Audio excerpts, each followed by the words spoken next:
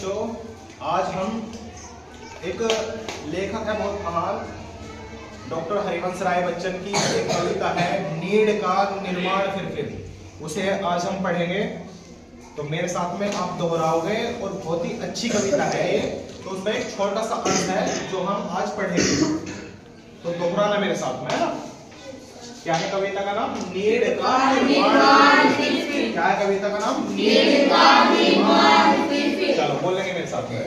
Need का निर्माण फिर नीड का निर्माण फिर नीड का निर्माण फिर नीड का निर्माण फिर नेह का आह्वान फिर नेह का आह्वान फिर नेह का आह्वान फिर नेह का आह्वान फिर वह उठी आंधी की नभ में वह उठी आंधी के नभ में छा गया सहसा अंधेरा छा गया सहसा अंधेरा धूलि धूसर बादलों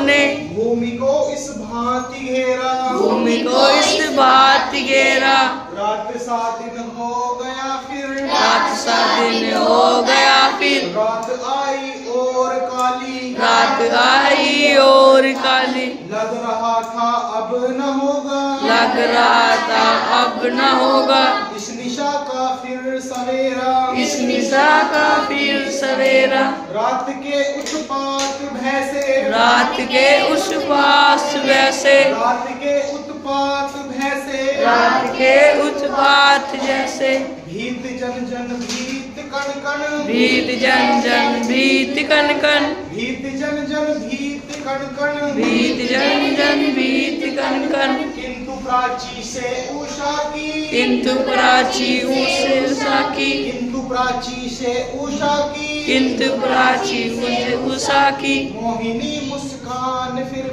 मोहिनी मुस्कान फिर नीड का निर्माण फिर नीड का निर्माण फिर नीड का निर्माण फिर नीड का निर्माण फिर नेह का आह्वान फिर नेह का आह्वान फिर अब इसका आप समझेंगे एक बार, है ना। देखो पक्षी के बारे में बताया गया है नीड का निर्माण फिर कि एक पक्षी का घोंसला जो है एक आंधी तूफान आती है बहुत ही भयंकर और उसमें उसका घोंसला जो है बर्बाद हो जाता है, फिर भी वो पक्षी जो है अपना घोंसला दोबारा से बनाता है क्योंकि उसके अंदर पता है उसे कि आस है कहीं ना कहीं के मैं भी एक अपनी प्यार भरी दुनिया दोबारा से बसाऊंगा। तो आसमान में वह उठी आंधी की नभ में छा गया सहसा अंधेरा।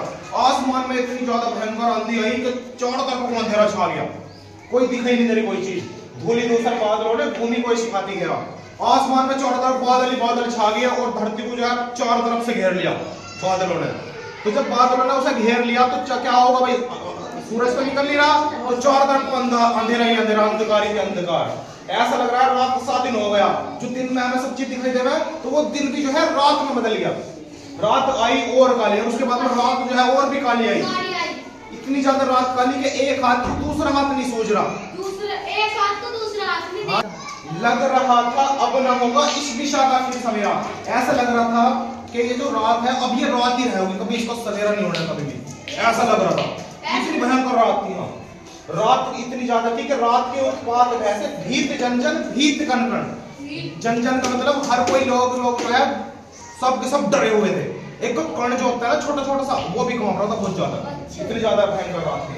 किंतु फिर भी प्राची कहते हैं पूर्व दिशा को, किंतु प्राची से उषा की मोहिनी मुस्कान।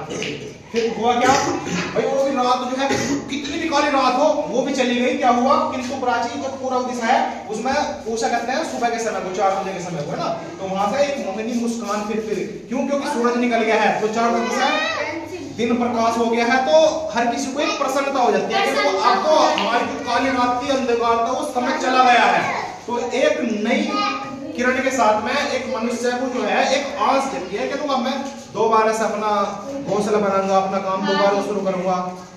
नेड का निर्माण फिर नेह का आह्वान। तो हमें इस कहानी से, इस कविता से ये शिक्षा मिल जाए कि मनुष्य हो चाहे कोई भी जीव जंतु हो, उसके ऊपर कितनी भी बड़ी विपत्ति आ जाए, कितनी बड़ी आफत आ जाए, कोई भी संकट आ जाए, पर उसे घबराना नहीं चाहिए।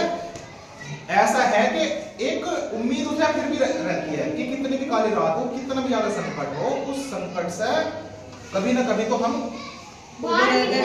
हाँ जी निकल जाओगे उस संकट, वो खत्म हो गए वो, और हमारे जीवन में भी कभी तो खुशी का सवेरा खुशी का जरूर होगा, आएगा। हम भी प्रसन्न होंगे। ठीक है, तो धन्यवाद है।